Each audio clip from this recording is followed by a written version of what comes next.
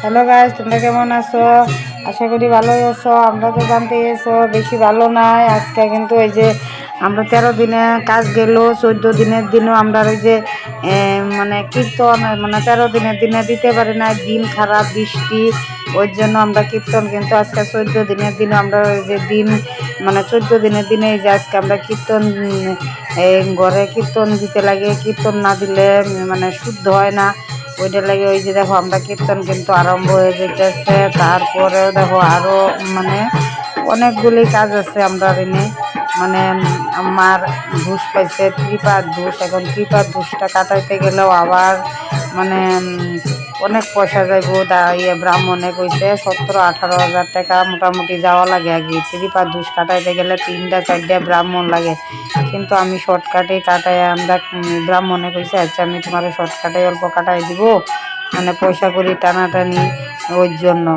তারপরে মানে কীর্তনটা তো হইতে লাগে 14 দিনে না 13 দিনে, কিন্তু 13 দিনের দিনও লোক পাই নাই, বৃষ্টি আইছিল। তারপরে আমাদের এইদিকে জায়গার লোকগুলি এত খারাপ লোক আর কোয়ার মতো না।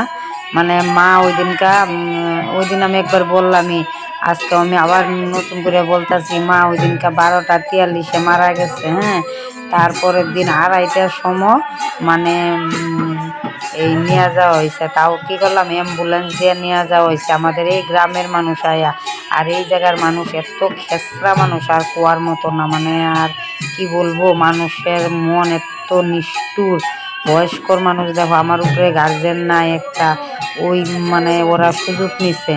তারপরে কি হলো মানে ওই দিনকার এই 2:30টা পর্যন্ত এরকম মরা লাশটা নিয়ে আমি সারা রাত বসে রয়েছি। তারপরে আমাদের রুম আছে তো, 2টা রুমের মানুষ আছে, রুম ভাড়া দেওয়া আছে। এই রুমের মানুষগুলি আবার খুবই ভালো, একটা বাঙালি একটা বড়। পরে তো ওরা আমার সারা রাত পাহারা দিছে। আর যদি ওরা না থাকতো তা তো আমার অনেক বেজাল হয়ে গেল। মানে এইদিকে ধরো মরা লাশ, এইদিকে বৃষ্টিও কি নামছে রাত্রে, মানে দুঃখের সময়ে দুঃখে। পরে তো আমি মানে ওরা থাকাতে আমার মানে একটু সাহস পাচ্ছে। মানে আমি কি করি কি না করি আমার মানে মাথায় কিচ্ছুই কাম করে না। চিন্তা করো কি কাম করব। মানে কি করছে, একটা যদি লোকে এরকম একজনের বাড়ি যদি কেউই না থাকে, তারপরে একটা মানুষ মারা যায়, তার মনটা কেমন হবো। তারপরে তারও মার মানে আমার তো শ্বশুর বাড়ি হয়েছিল গিজনি, এই যে বঙাইগাঁওয়ার সামনে। এখন তো আমি তো ওই জায়গায় থাকি না। এনে ধরো আমার মার বাড়িতে মার গোষ্ঠীঘর আছে, থাকলেও মানে কেউ একজন একখানে গেছে। ওর মেয়ে মানুষগুলো তো আর শ্মশানে নিতে পারবো না, সব ছেলেরাও একজন একখানে গেছে, নাই লোক। এরকম অসুবিধার মধ্যে ভগবান জানে, মানে এতই কষ্টর মধ্যে আমি কোনো মতে মানে কাজটা সারলাম আর কি 13 দিনের মধ্যে। আর এত নিষ্ঠুর মানুষ জানো, আমাদের মধ্যে কি হয়, মরলে তারপরে কাস্টত গেলে মানে নাপিত ধরতে লাগে, চুল ফালানি, তারপরে নখ ফালানি, তারপরে আবার 4 দিন আদা লবণ আর তারপরে চিরা ভাজা খাইতে লাগে আমাদের মধ্যে।